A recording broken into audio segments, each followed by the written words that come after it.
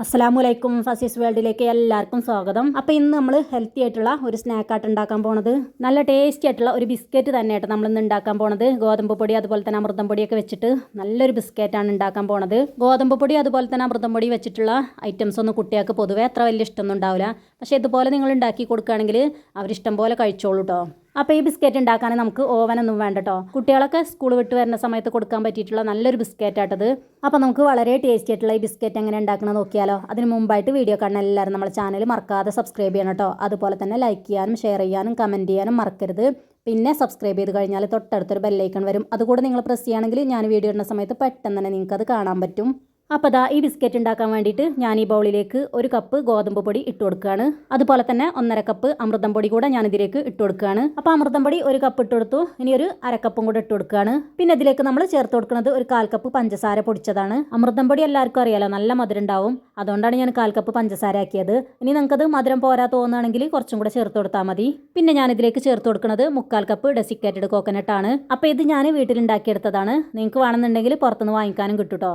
Desiccated coconut തന്നെ വേണമെന്ന് നിർബന്ധമൊന്നുമില്ല കേട്ടോ. നാളികേരം ചിരകിയിട്ട് അതൊരു 1/4 കപ്പ് ചേർത്ത് കൊടുത്താലും മതി. നമ്മൾ ബിസ്ക്കറ്റ് ബേക്ക് ചെയ്തെടുക്കുന്നത് ഓവനിലാണെങ്കിൽ തീർച്ചയായിട്ടും നിങ്ങൾ ഡെസിക്കേറ്റഡ് കോക്കനട്ട് തന്നെ യൂസ് ചെയ്യാൻ നോക്കുക കേട്ടോ. നമ്മളെ ബിസ്ക്കറ്റിന് നല്ലൊരു ഫ്ലേവർ കിട്ടാൻ വേണ്ടിയിട്ട് ഞാനിതിലേക്ക് 1 ടീസ്പൂൺ നല്ല ജീരകം ഇട്ട് കൊടുക്കുന്നുണ്ട്.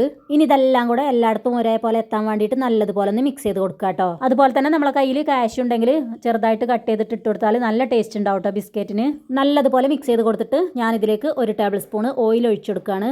സൺഫ്ലവർ ഓയിലാട്ടോ ഞാൻ ഒഴിച്ചെടുക്കുന്നത്. ഇനി നിങ്ങൾക്ക് വേണമെന്നുണ്ടെങ്കിൽ ബട്ടറോ നെയ്യോ എന്ത് വേണമെങ്കിലും ചേർത്ത് കൊടുക്കാം കേട്ടോ. ഓയിൽ ഒഴിച്ചെടുത്തിട്ട് നല്ലതുപോലെ ഒന്ന് മിക്സ് ചെയ്തെടുക്കുക കേട്ടോ. കൈ വെച്ചിട്ട് തന്നെ മിക്സ് ചെയ്തെടുക്കാൻ നോക്കട്ടോ. അങ്ങനെ ആകുമ്പോഴുള്ള ഓയിൽ എല്ലായിടത്തും ഒരുപോലെ എത്തുള്ളൂ കേട്ടോ. അപ്പോൾ ഞാൻ സ്പൂണൊക്കെ മാറ്റിയിട്ട് കൈ വെച്ചിട്ട് നല്ലതുപോലെ ഒന്ന് മിക്സ് ചെയ്തെടുക്കുകയാണ്. ഇപ്പോൾ ഇത് നല്ലതുപോലെ മിക്സ് ചെയ്തെടുത്തിട്ടുണ്ട്. ഇനി ഇതിലേക്ക് ഇളം ചൂടുള്ള വെള്ളം കുറച്ചായിട്ട് ഒഴിച്ചെടുത്തിട്ട് നല്ലതുപോലെ ഒന്ന് കുഴച്ചെടുക്കുക കേട്ടോ. നല്ല സോഫ്റ്റ് ആയിട്ട് കുഴച്ചെടുക്കുക.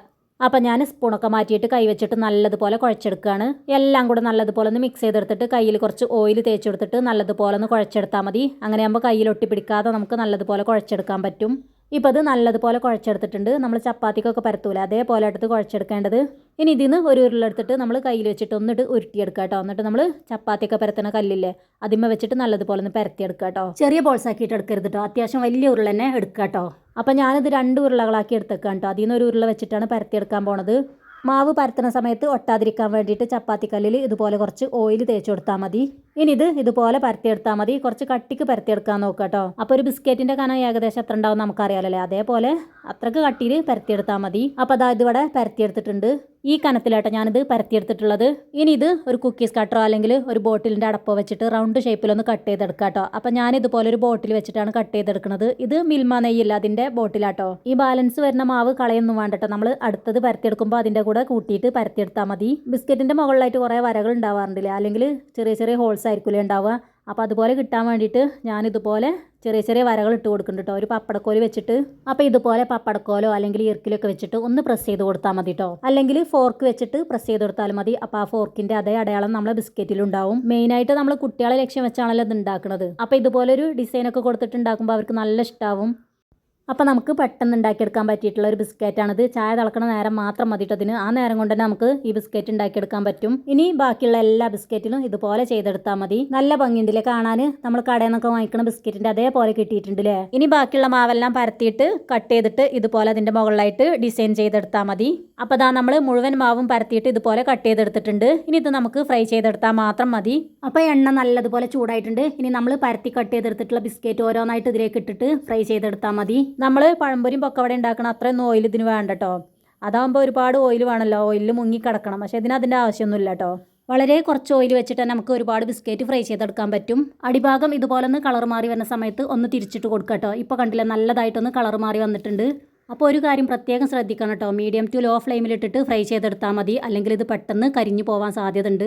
അതുപോലെ തന്നെ പെട്ടെന്ന് ഫ്രൈ ആയി കിട്ടാൻ വേണ്ടിയിട്ട് നമ്മൾ തീ കൂട്ടി വെച്ചിട്ട് ഇത് വേവിച്ചെടുക്കുകയാണെങ്കിൽ അതിൻ്റെ പുറം ഭാഗമൊക്കെ കളർ മാറിയിട്ടുണ്ടാവും. പക്ഷേ അതിൻ്റെ ഉൾഭാഗം വന്നിട്ടുണ്ടാവില്ല. പെട്ടെന്ന് തന്നെ കളർ മാറിയിട്ട് ഒരു കരിഞ്ഞ കളറാവാനും സാധ്യത ഉണ്ട് കേട്ടോ. അതുകൊണ്ട് നിങ്ങൾ ലോ ഫ്ലെയിമിലിട്ടിട്ട് ഇത് വേവിച്ചെടുക്കുക കേട്ടോ. ഇതുപോലെ ഇടക്കിടക്കായിട്ട് തീ കൂട്ടിയിട്ടും കുറച്ചിട്ടൊക്കെ വേവിച്ചെടുത്താൽ മതി. അപ്പോൾ ഇതിവിടെ റെഡി ആയിട്ടുണ്ട്. ഇതിൻ്റെ 2 ഭാഗം നല്ലതുപോലെ കളറൊക്കെ മാറി വന്നിട്ടുണ്ട്. നല്ലൊരു ബിസ്ക്കറ്റിൻ്റെ കളറായി തന്നെ നമുക്ക് കിട്ടിയിട്ടുണ്ട്. ഇനി ഇത് ഞാൻ എണ്ണയിൽ നിന്ന് കോരിയെടുക്കുകയാണ്. അപ്പോൾ ഇത് ഫസ്റ്റ് ട്രിപ്പ് ആയിട്ടുള്ളൂ. ഇനി നമുക്ക് ഒരുപാട് ബിസ്ക്കറ്റ് ഫ്രൈ ചെയ്തെടുക്കാനുണ്ട്. അതെല്ലാം ഇതുപോലെ ഫ്രൈ ചെയ്തെടുത്താൽ മതി. ഇപ്പോൾ കണ്ടില്ല നല്ല സൂപ്പറായിട്ട് നമുക്ക് ബിസ്ക്കറ്റ് ഫ്രൈ ചെയ്തെടുക്കാൻ പറ്റിയിട്ടുണ്ട്. ഇനി ബാക്കിയുള്ളതെല്ലാം ഇതുപോലെ എണ്ണയിലേക്ക് ഇട്ടിട്ട് ഫ്രൈ ചെയ്തെടുത്താൽ മതി. അങ്ങനെ നമ്മൾ ബിസ്ക്കറ്റ് മുഴുവനായിട്ടും ഫ്രൈ ചെയ്തെടുത്തിട്ടുണ്ട്. നമ്മളൊരു കപ്പ് ഗോതമ്പ് പൊടി അതുപോലെ തന്നെ 1.5 കപ്പ് അമൃതം പൊടിയാണ് എടുത്തിട്ടുള്ളത്. അത് വെച്ചിട്ട് നമുക്കൊരു 30 ബിസ്ക്കറ്റ് ഉണ്ടാക്കിയെടുക്കാൻ പറ്റിയിട്ടുണ്ട്. ഇപ്പോൾ കണ്ടില്ല നമ്മളെ ബിസ്ക്കറ്റ് നല്ല ക്രിസ്പി ആയിട്ട് കിട്ടിയിട്ടുണ്ട്.